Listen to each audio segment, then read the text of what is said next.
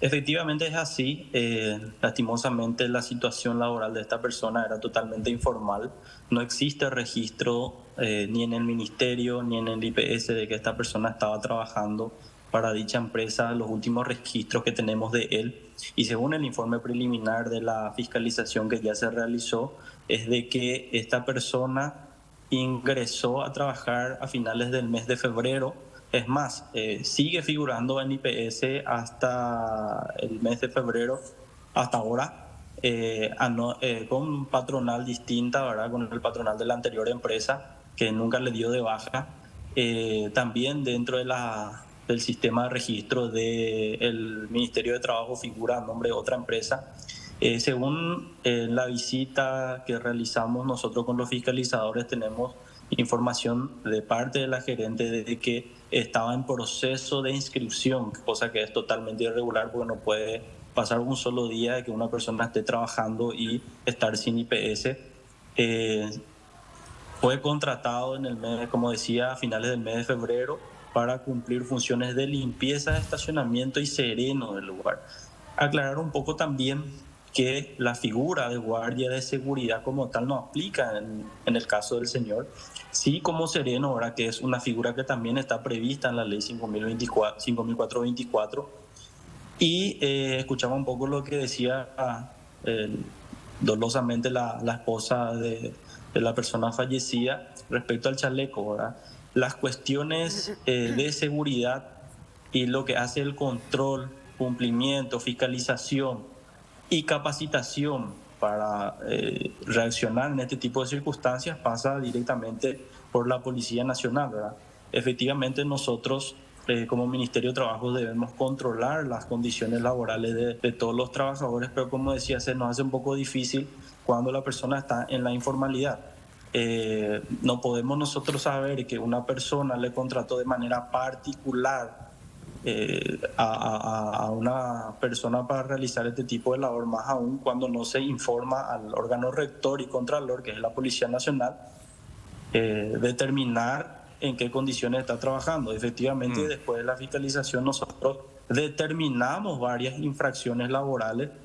¿Por qué? Porque los fiscalizadores encontraron 15 personas trabajando en el lugar, de los cuales solamente 4 poseían IPS. Circunstancia esta de que hace suponer que la empresa va a ser sancionada por el Ministerio de Trabajo. Entendemos justamente, viceministro, que ya empezaron esos primeros contactos con los representantes de esta empresa. Usted refería a un trabajo informal y lo que escuchamos siempre, trabajo informal hay en todas partes. Trabajos en negro hay hasta en Europa, en los países del primer mundo, pero ¿cuál es siempre el mensaje? La fortaleza institucional. Guay que no te pillen, porque ahí te van a caer con todo encima. Y lo que yo suelo ver aquí de manera institucional en nuestro país es que en las empresas y otros ámbitos tampoco sienten esa mano fuerte que pueden recibir de una institución sólida en caso de incumplir las normas. Efectivamente es así, Elvio. Tal es el caso de que las empresas de seguridad, las empresas de limpieza, las empresas de transporte y las empresas de construcción fueron las empresas más multadas por parte del Ministerio de Trabajo durante nuestra gestión debido a que son los sectores más informales que tenemos hoy día en el país. Y las multas son millonarias en caso de las empresas de seguridad, pero como te dije, en este caso en particular no se trata de una empresa de seguridad, se trata de una Correcto. empresa particular que contrató a una persona de manera particular para cumplir una función, ni siquiera de guardia de seguridad, sino de sereno. Claro, por eso no me circunscribo solamente al tema guardia, te hablaba de los distintos ámbitos en los que una persona contrata a alguien de manera informal, sea el rubro que sea, no le pone IPS, no le establece las horas laborales acordes al código, pero después nunca se descubre, o si se descubre hay una sanción pecuniaria que tal vez no es tan elevada como para que uno se cuide de antemano de incumplir esto. Yo no sé cuál fue la multa más fuerte que ha aplicado, por ejemplo, a determinada empresa el ministerio. Te pongo un caso particular que fue de público conocimiento. No sé si recordarás el caso de la empresa de seguridad que detonó la salida de un presidente de una institución del IPS justamente, que se armó todo un dilema por él. En caso particular, esa empresa había sido sancionada por 1.900 millones por parte del ministerio. Una multa que después de 3 meses fue recurrida, fue al Poder Judicial. Y lastimosamente nos quedamos mirando desde lejos porque el Poder Judicial anuló nuestra Y resolución. ahí No pudimos está. ni siquiera cobrar la multa. Ahí está. Ahora, lo que ocurre normalmente cuando nosotros multamos es que las patronales recurren al Poder Judicial y tardamos 5, 10, 15 años en tratar de cobrar la multa, ¿verdad? Ese es un problema que tenemos hasta hoy día. Tenemos más de 40.000 millones de multas judicializadas que no podemos cobrar. Y pasa también un poco por la mora judicial, ¿verdad? Pero lo que ocurre también, y en honor a la verdad, es que cuando las multas son excesivas por parte del ministerio, que nosotros no establecemos los montos se establecen por ley y nosotros determinamos la multa conforme a la cantidad de personal que tenga cada empresa. Entonces, lo que ocurre también es que las empresas empiezan a decir que nosotros empezamos a combatir a las empresas formales y que buscamos que las empresas cierren y quiebren, ¿verdad? O sea, es muy difícil darle siempre el gusto a las dos partes, pero lo que yo siempre le digo a los empresarios que recurren a quejarse de la multa, que siempre le va a ser más barato estar formal, estar en regla. ¿Por qué? Porque uno no sabe la magnitud ni la gravedad de tal situación hasta que ocurren este tipo de casos. Recuerdo un caso durante la pandemia de una empresa, de un silo particularmente, que fue multada con una multa millonaria. Y le explicaba que el día en que tenga un accidente laboral, ojalá que no ocurra, va a saber que le va a ser mucho más barato estar formal. Y después de 2 meses, lastimosamente, ocurrió y me llamó el dueño y me dijo, sí, efectivamente, fue así, ¿verdad? Normalmente, dentro de los controles, lo que más se infringe es la seguridad social. ¿Por qué la seguridad social? Porque el trabajador no quiere que se le descuente todos los meses ese 9% que tiene que aportar al sistema del Instituto de Previsión Social para la Seguridad Social. Y no pasa por el querer ni por la voluntad. Muchas veces los empresarios me dicen, pero mi trabajador no quiere. No importa. No. En caso de que tu trabajador no quiera, el infractor vas a ser vos. Y la multa te la voy a aplicar a vos. Entonces, y mucha gente piensa al hablar de IPS en el sistema de salud. Y el IPS no es solo el sistema de salud.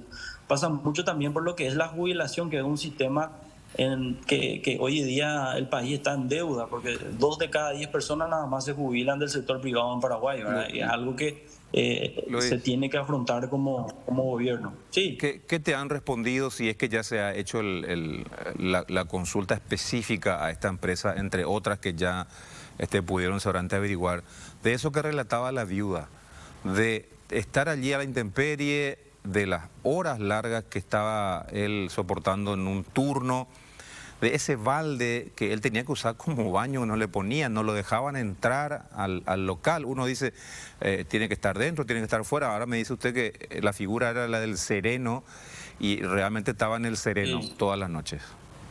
Eso es inhumano tenerlo así. Realmente cuando la empresa fue consultada respecto al sistema de salud e higiene que pasa por controles que hace el Ministerio de Trabajo, la empresa negó que el mismo esté utilizando un balde como instrumento para hacer sus necesidades y refería al gerente, a los fiscalizadores, de que era imposible que eso pueda ocurrir en ese lugar céntrico y a la vista de todos, ¿verdad? Informó de que es un paseo, un local comercial y que tiene baños habilitados y que él mismo utilizaba los baños del local. Como te dije, es la versión que dio el gerente del lugar. Ahora, nosotros con la visita pudimos determinar si efectivamente existen los baños. Hay un acceso al que podía haber utilizado, pero dentro del proceso de investigación nosotros vamos a determinar fehacientemente qué fue lo que ocurrió. Respecto a las horas de trabajo, hay que resaltar que la propia ley 5424 establece que el horario que debe trabajar un guardia o un sereno es de 12 horas, o sea que eso sí está permitido, no tiene la misma la misma comparación que un trabajador habitual de otra empresa que tiene que trabajar 8 horas diarias. Don Luis, en el caso puntual de la empresa que estamos hablando, ¿es de capital paraguayo o son extranjeros los dueños?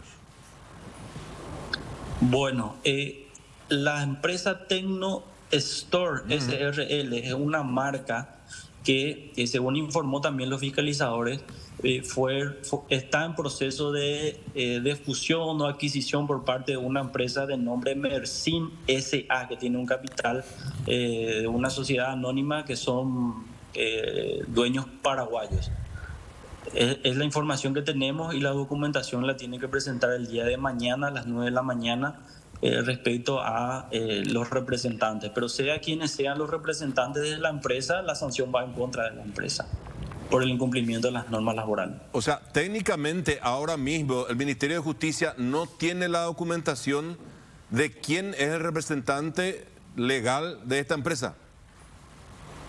Nosotros tenemos lo que Tecnostor comunicó al momento de la inscripción y son personas identificadas como empresarios paraguayos. Ahora, te menciono lo que le manifestó la gerente a los fiscalizadores diciendo que está en proceso de adquisición o de venta a una empresa de nombre Mersin SA, que también son paraguayos, pero que se estaría acercando también el día de mañana al momento de la comparecencia ante sede administrativa las documentaciones pertinentes.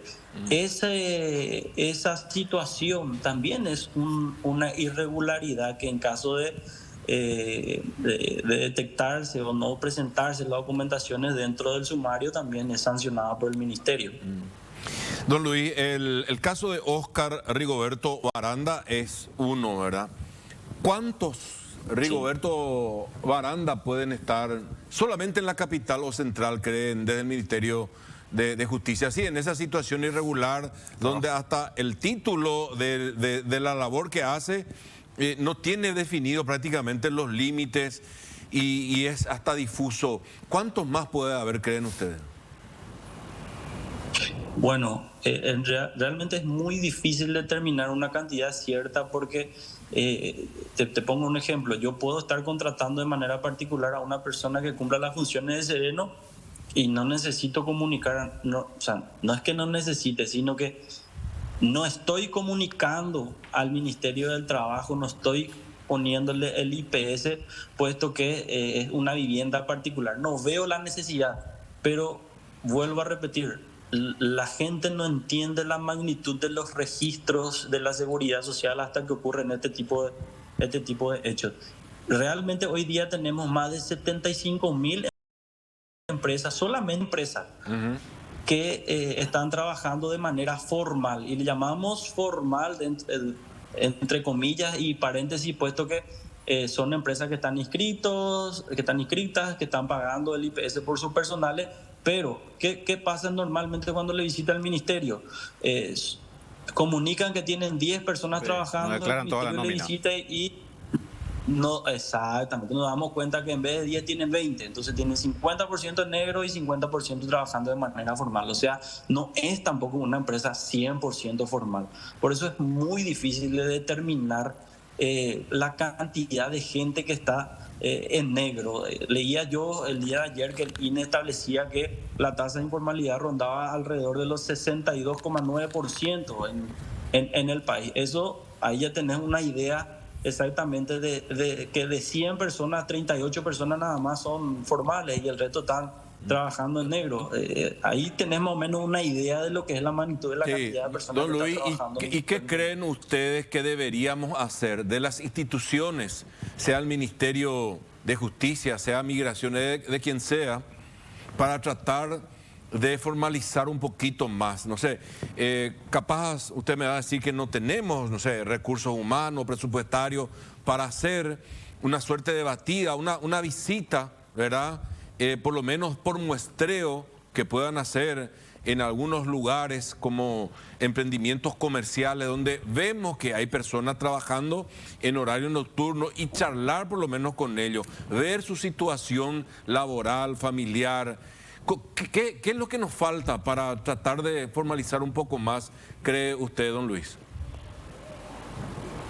Primeramente, Dante, lo que yo creo es que la falta de información por parte de gente que abre sus empresas, generalmente micro, pequeñas y medianas empresas, ¿verdad? Las medianas no tanto, pero las micro y pequeñas son personas que le cuesta normalmente emprender y ven que para formalizarse un costo, ¿verdad? Ven algo costoso y no es así. Hoy día uno se puede formalizar a cero costo. La mayoría de los aranceles del Estado para la formalización están establecidos para micro y pequeñas, por ejemplo, 0% de costo. Y esa información, la concienciación es una de las herramientas y después iniciar una campaña a nivel nacional, ¿verdad? Cambiar un poco la cultura, el pensamiento que tenemos, porque te digo yo, en otros países, por ejemplo, y no nos vamos a ir muy lejos, en Brasil, el Ministerio de Trabajo te encuentra por la calle bajando, te preguntan qué empresa es y la empresa no te tiene registrado en la seguridad social o no está registrado en la institución y te cierra la empresa.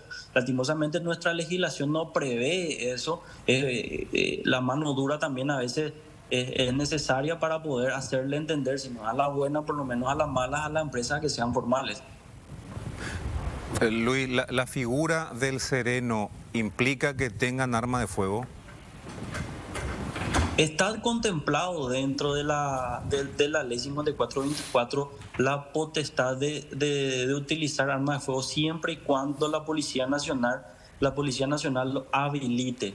O sea, él tenía que haber tenido un adiestramiento, una capacitación y creo que para la tenencia y para la aportación debe pasar por estudios psicológicos, estudios psiquiátricos, ciertos requisitos que establece la policía de manera administrativa para poder darle la aportación. Y obviamente si va a desempeñar esa función también dentro de la ley se establecen los requisitos básicos que tiene que tener, ¿verdad?